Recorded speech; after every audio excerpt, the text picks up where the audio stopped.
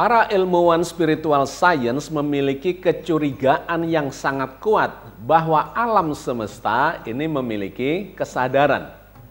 Dan kesadaran itu meliputi mulai dari level makrokosmos sampai di level mikrokosmos di dalam sebuah mekanisme yang disebut sebagai holografik. Di episode yang lalu kita telah membahas satu gagasan yang dikemukakan oleh David Bohm. Dia seorang ilmuwan fisika kuantum, kolega dari Albert Einstein. Dia mengemukakan satu mekanisme kesadaran alam semesta dengan sebuah konsep yang disebut sebagai holomorphism. Menariknya, ada satu ilmuwan lain lagi yang berbeda tidak pada fisika kuantum tetapi pada neuroscience, seorang ahli bedah saraf dan neuropsikologi dari Stanford University. Dia adalah Karl Pribram, di mana dia juga mengajukan satu konsep yang sangat menarik terkait dengan otak manusia yang memiliki mekanisme holografik. Nah, hari ini kita akan membahas keterkaitan antara mekanisme holografik yang dikemukakan oleh David Bohm dalam sudut pandang fisika kuantum dengan holografik yang dikemukakan oleh seorang ahli neuroscience itu. Mari kita kaji di dalam program Cangkir Tasawuf Modern kali ini.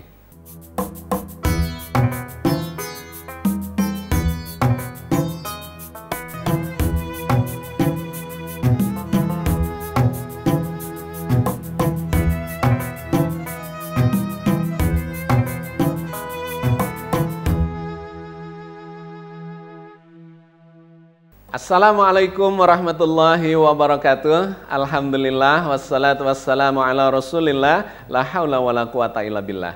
Sahabat sekalian, kita berjumpa di dalam program Cangkir Tasawuf Modern episode 299. Kita akan melanjutkan kajian menarik kita masih seputar kesadaran alam semesta.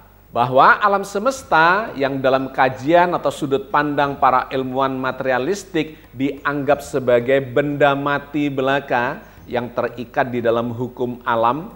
Tetapi di dekade-dekade terakhir ini muncul para ilmuwan spiritual science yang mengemukakan gagasan bahwa sesungguhnya seluruh dinamika realitas di alam semesta ini terjadi dikarenakan adanya kesadaran yang meliputinya. Baik di skala makrokosmos maupun di skala mikrokosmos. Di episode yang sebelumnya kita telah mengemukakan gagasan dari seorang ilmuwan kuantum yaitu David Bohm. Dia adalah kolega dari Albert Einstein, hidup sezaman dengannya dan memiliki proyek-proyek ilmiah kerjasama di antara keduanya. Pikiran-pikirannya, gagasannya sangat dihargai oleh Einstein. Menarik, dia mengemukakan bahwa alam semesta ini tidak berdinamika secara kebetulan atau berdinamika di dalam level benda mati belaka. Dikarenakan memang ada satu arah tertentu yang menunjukkan kecerdasan alam semesta di dalam tatanannya yang sangat presisi. Bahkan memiliki arah tertentu yang menunjukkan adanya kesadaran yang meliputi jagat raya ini. Maka dia mengemukakan satu konsep yang disebut sebagai holomorphism. Apa yang dimaksudkan dengan konsep holomorphism? Bahwa jagat raya itu sesungguhnya bukanlah kumpulan dari objek-objek benda mati belaka. Yang lebih hakikat, lebih hakiki dari adanya objek-objek, materi atau energi atau entitas benda mati, sesungguhnya jagat raya ini adalah sebuah peristiwa, sebuah dinamika peristiwa tepatnya, di mana objek-objek dalam bentuk material, energi, ruang waktu sesungguhnya hanya menjadi akibat saja dari dinamika peristiwa itu. Kemudian dia menjelaskan lebih jauh terkait dengan gagasan holomorphism itu di dalam konsep yang dia sebut sebagai implicate order dan explicit order. Bahwa jagat raya ini ada bagian yang berada di balik yang kelihatan, yang disebut sebagai implicate order. ada satu tatanan yang kita tidak bisa mengukurnya, tidak bisa mengamatinya, tidak bisa mengobservasinya, tetapi order atau tatanan yang tidak kelihatan itu menyebabkan munculnya explicit order. Segala macam peristiwa yang tampak, yang bisa kita ukur, bisa kita observasi. Secara sederhana itu digambarkan seperti lautan, di mana kita bisa mengamati permukaan di lautan itu dengan gelombangnya dan segala macam gerakan dinamika dari pergerakan permukaan air laut itu. Tetapi sesungguhnya seluruh yang terjadi di permukaan air laut itu atau dinamika dari permukaan laut itu disebabkan oleh dinamika yang ada di kedalaman lautan. Nah, yang di kedalaman lautan itu kita tidak bisa mengobservasinya, tidak bisa melihatnya. Tetapi yang kelihatan adalah yang ada di permukaannya. Itu adalah ungkapan sederhana, gambaran sederhana terkait dengan konsep yang dia kemukakan. Poin pentingnya adalah bahwa seluruh realitas jagat raya ini mulai dari awal terbentuknya, katakanlah dalam bentuk Big Bang, ledakan besar, memunculkan segala macam partikel, atom-atom, molekul, kemudian membentuk benda-benda langit dalam skala makrokosmos dengan segala dinamika peristiwanya, sesungguhnya itu hanyalah efek dampak dari sebuah dinamika yang tidak kelihatan yang ada di dalamnya.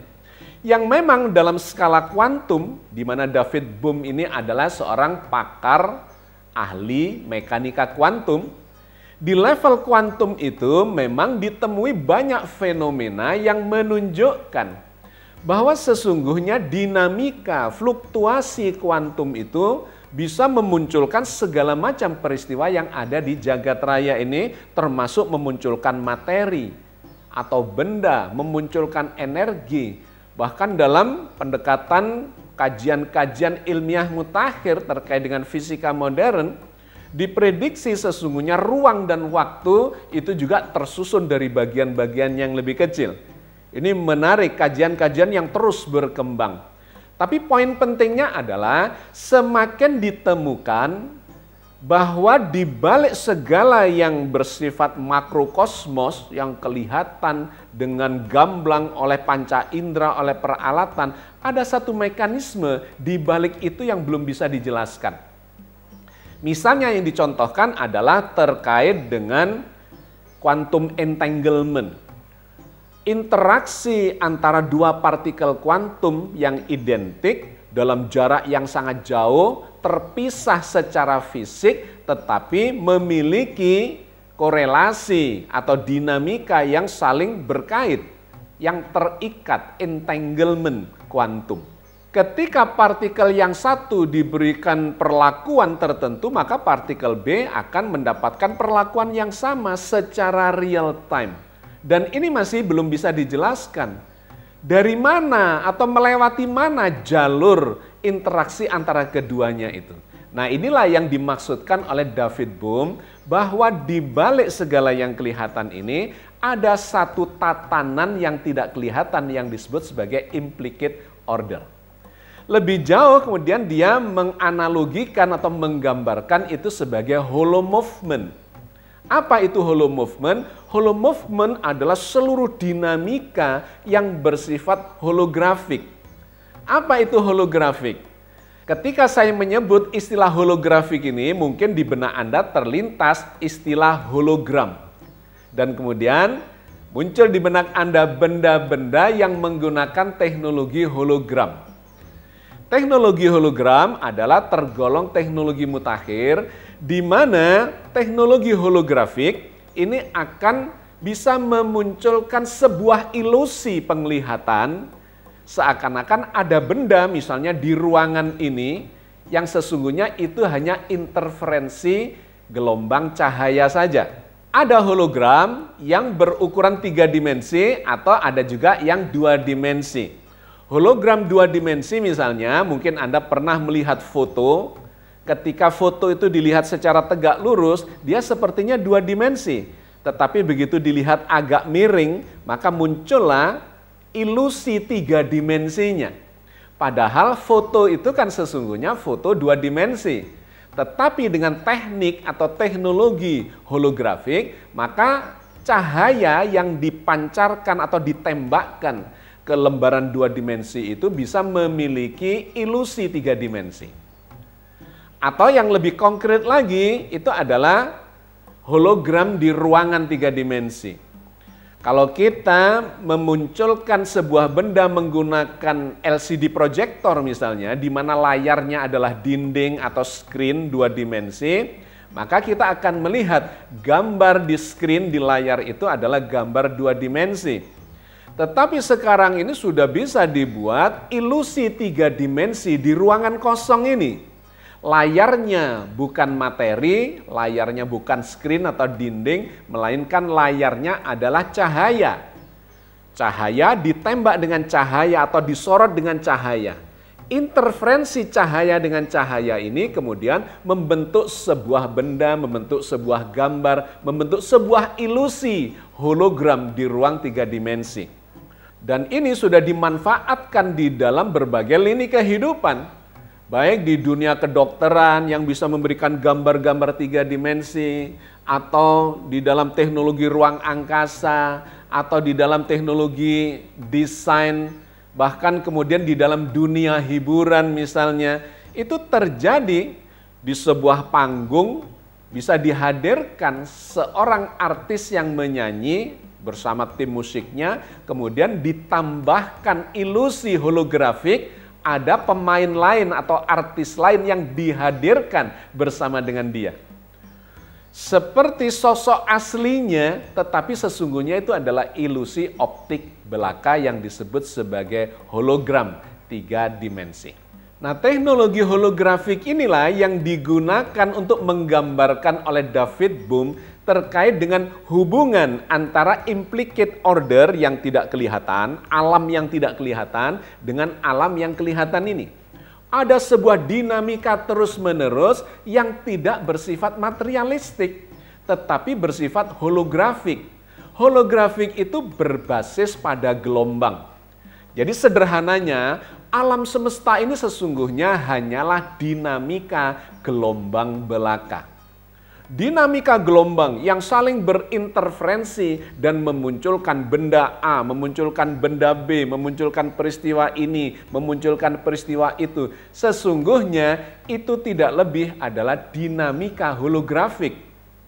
Dinamika gelombang dari satu order tatanan yang tidak kelihatan dan kemudian muncul di dalam realitas kehidupan yang kita kira itu adalah realitas sejati. Padahal menurut konsep holografik ini sesungguhnya itu adalah akibat saja dari dinamika holografik yang ada di baliknya. Oke, sahabat sekalian, sampai di sini kita mendapatkan poin dari gagasan yang disampaikan oleh David Bohm.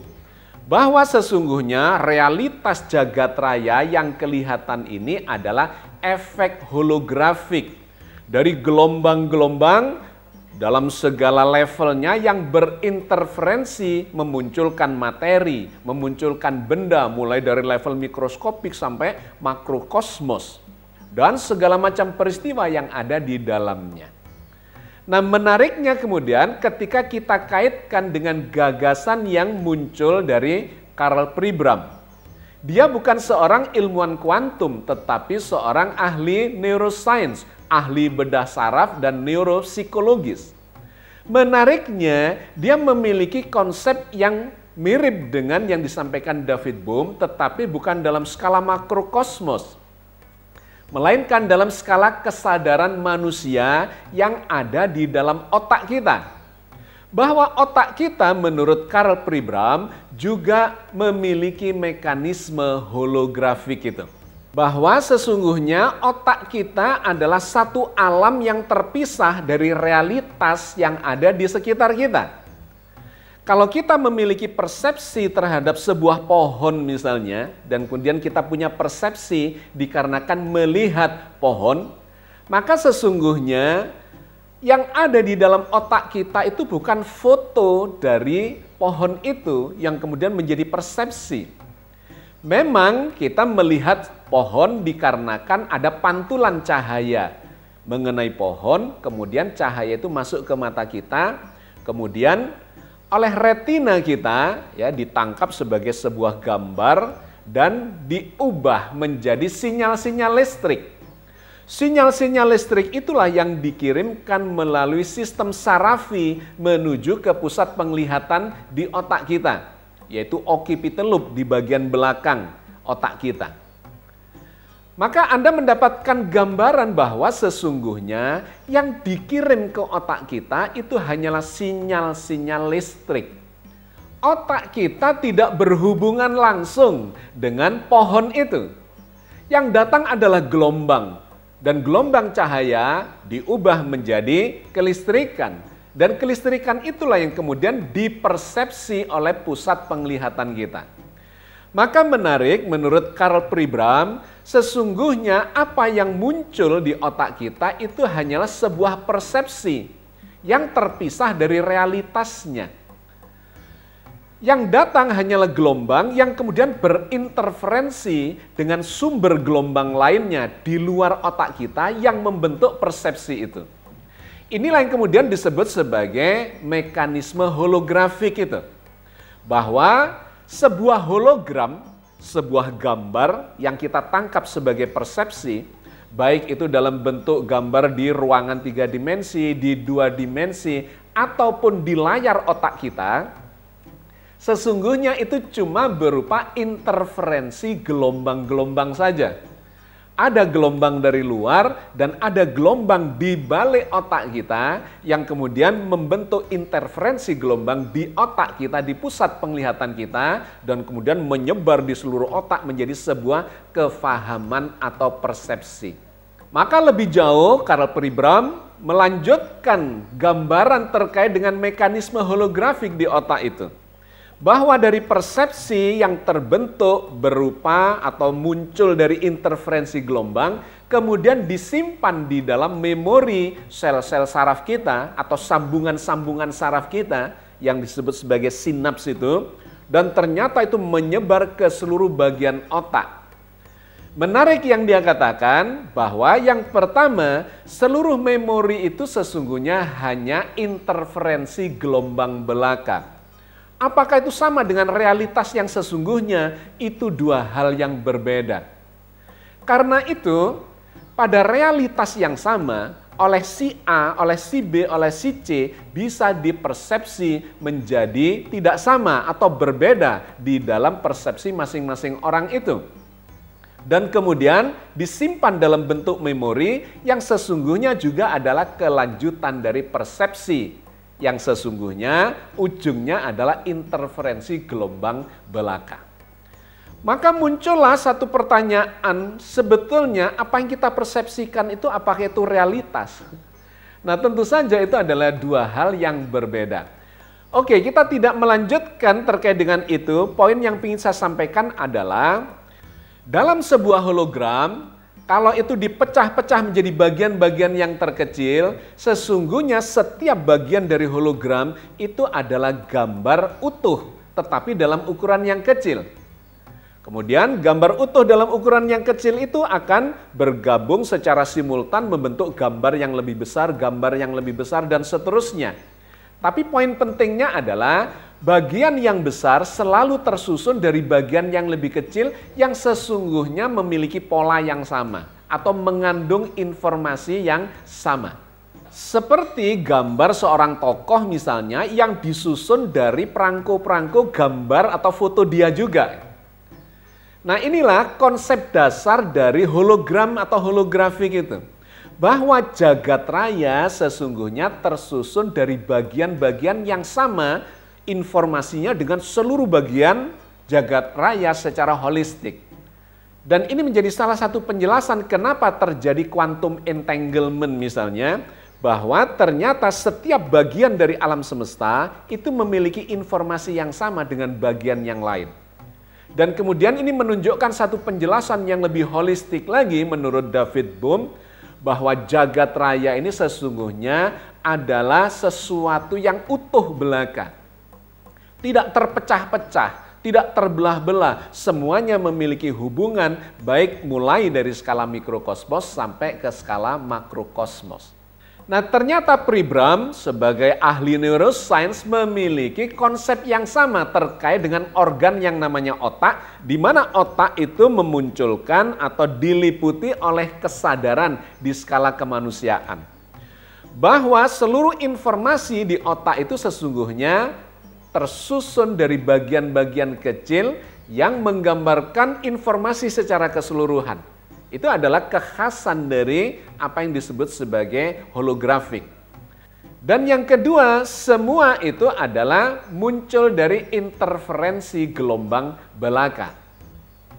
Dan interferensi gelombang itu muncul dari mana-mana. Salah satunya masuk dari panca indera dan yang lainnya muncul dari balik otak itu. Ada sebuah kesadaran yang terpancar dan kemudian masuk ke dalam otak kita, berinterferensi dengan gelombang-gelombang yang kita lihat, kita dengar, yang menjadi input dari alat sensor kita atau panca indera kita dan memunculkan persepsi. Maka gagasan antara Bohm dengan Pribram ini bertemu di dalam 3 poin kesimpulan. Yang pertama, bahwa realitas ini sesungguhnya tidak lebih dari dinamika informasi yang disebut sebagai hollow movement. Meliputi dari skala mikrokosmos sampai makrokosmos. Di mana dinamika informasi itu kadang muncul dalam bentuk materi, energi, ruang, dan waktu. Maka realitas itu sesungguhnya tidak lebih adalah dari sinyal-sinyal informasi dalam bentuk gelombang.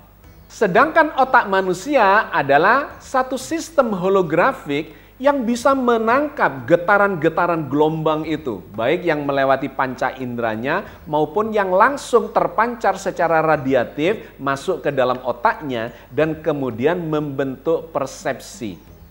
Jadi otak adalah organ yang bisa menerjemahkan interferensi gelombang-gelombang yang ada di alam semesta itu menjadi sebuah persepsi. Sedangkan yang ketiga adalah kesadaran, di mana kesadaran itu sesungguhnya adalah proses sinkronisasi antara gelombang-gelombang yang ada di skala makrokosmos dengan gelombang-gelombang yang ada di skala mikrokosmos. Dengan kata lain, otak kita berfungsi tidak hanya memunculkan gambar-gambar tentang realitas melalui panca indera, tetapi juga bisa mengakses informasi-informasi yang lebih dalam di balik itu. Sehingga kadang-kadang memunculkan inspirasi, memunculkan intuisi, memunculkan hal-hal yang bersifat subjektif dan mistis yang itu muncul dari balik realitas yang tidak melewati panca indera kita. Nah, sahabat sekalian, dari 2 gagasan Bohm dan Pribram ini kita mendapatkan kesimpulan yang holistik terkait dengan kesadaran yang meliputi seluruh jagat raya dan kemudian termasuk meliputi apa yang ada di dalam diri kita dalam bentuk persepsi yang muncul di otak kita. Maka kalau kita merujukkan ke dalam Al-Quran Al-Karim, kita mendapatkan gambaran dalam banyak ayat bahwa realitas jagat raya ini memang bukan sebuah fenomena yang berjalan dengan begitu saja secara kebetulan, tetapi ada kesadaran, ada kekuasaan, ada kehendak yang mengendalikannya. Allah berfirman di dalam surat Al-Baqarah 255. Allahu la ilaha illa huwal hayyul qayyum, la ta'khuduhu sinatu wa la naum.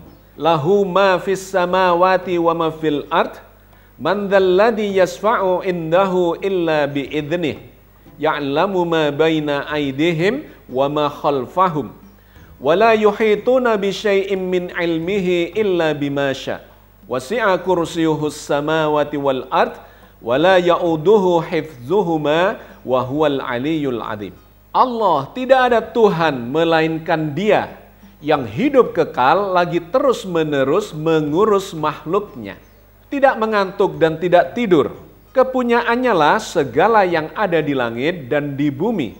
Tidak ada yang dapat memberi syafaat di sisi Allah tanpa izinnya.